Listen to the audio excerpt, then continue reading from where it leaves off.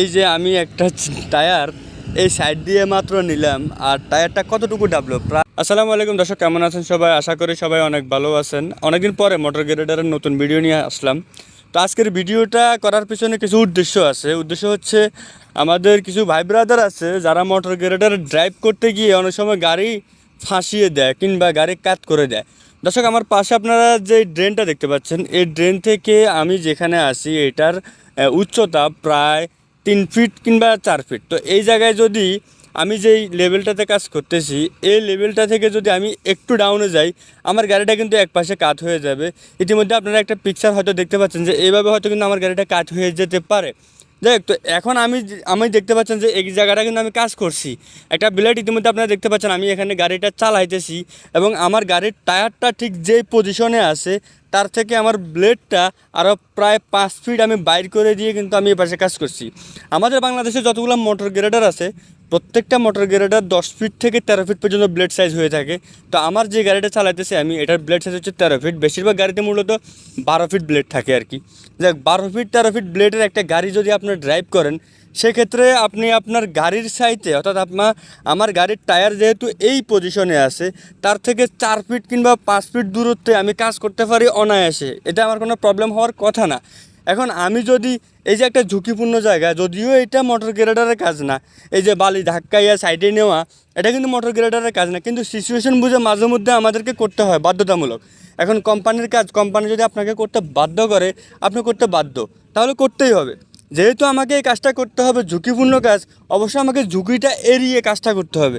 এখন আমি যদি এই যে সাইডটা, আমি আপনাদেরকে এখনই আরেকটু ড্রাইভ করে দেখাইতেছি, আপনারা দেখতে পাচ্ছেন।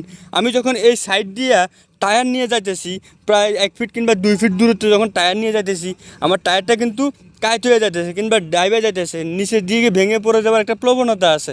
তাহলে আমি কেন ঝুঁকি নিয়ে কাজ করব, বা আমি কেন ঝুঁকিপূর্ণ কাজ করব? আমার সেফটি আমাকে সবসময় বজায় রাখতে হবে। নিজের সেফটি বজায় রেখে যদি কাজ করি, কখনো আমার কাজের বদনামিও হবে না, কিংবা কেউ আমার ফাল ধরতে পারবে না, আর অহেতুক আমিও কোনো বিপদে পড়বো না। আশা করি আপনারা সবাই আমার কথা বুঝতে পারছেন যে আমি ভিডিওটা কেন তৈরি করছি। অনেকেই করে এই ভুলগুলা, যারা হচ্ছে আপনার ব্লেডটাকে বাইরে না করে একবারে সাইড দিয়ে গাড়ি চালায়। সাইড দিয়ে গাড়ি চালালে হয়তো দেখা গেছে আমাদের গাড়িটা কিন্তু পড়ে যাওয়ার একটা সম্ভাবনা, বেশিরভাগ সম্ভাবনা থাকে। যে আমরা যখন এই জায়গাটা আমি যখন পা দিতেছি, দেখেন আমার পায়ের সাথে সাথে কিন্তু এই জায়গাটা ডেবে যাচ্ছে।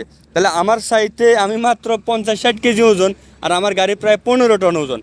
তাহলে বুঝতে পারছেন, 50-60 জায়গায় যদি এভাবে ডেবে যায়, তাহলে 15 টন ওজন পড়লে এটা কোথায় যেতে পারে। এই বিষয়গুলো আসলে নলেজে রাখবেন, যারা বিশেষ করে নতুন ড্রাইভার, অনেকে গাড়ি চালাতেছেন, জিনিসগুলো একটু নলেজে রাখবেন।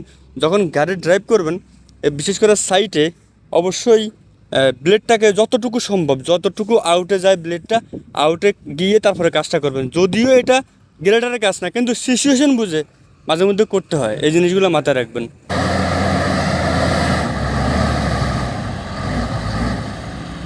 এই যে আমি একটা টায়ার এই সাইড দিয়ে মাত্র নিলাম, আর টায়ারটা কতটুকু ডাবলো প্রায় 1 ফিটের উপরে। আমি যদি এখানে দাঁড়িয়ে আপনাদেরকে আমি একটু লেভেলটা মাপ দিয়ে দেখাই, দেখুন আমার টায়ারটা এই লেভেলে গেছে, এবং আমি যদি এই সাথে লেভেলে মাপ দেই, তাহলে বুঝতে পারছেন আমার হাঁটুর সাইডে প্রায় 1 বিঘা অনেক উপরে, অর্থাৎ 2 ফিটেরও বেশি কিন্তু আমার এই জিনিসটা গাড়িয়ে গেছে। তাহলে এই জিনিসটা আমাদেরকে মাথায় রাখতে হবে।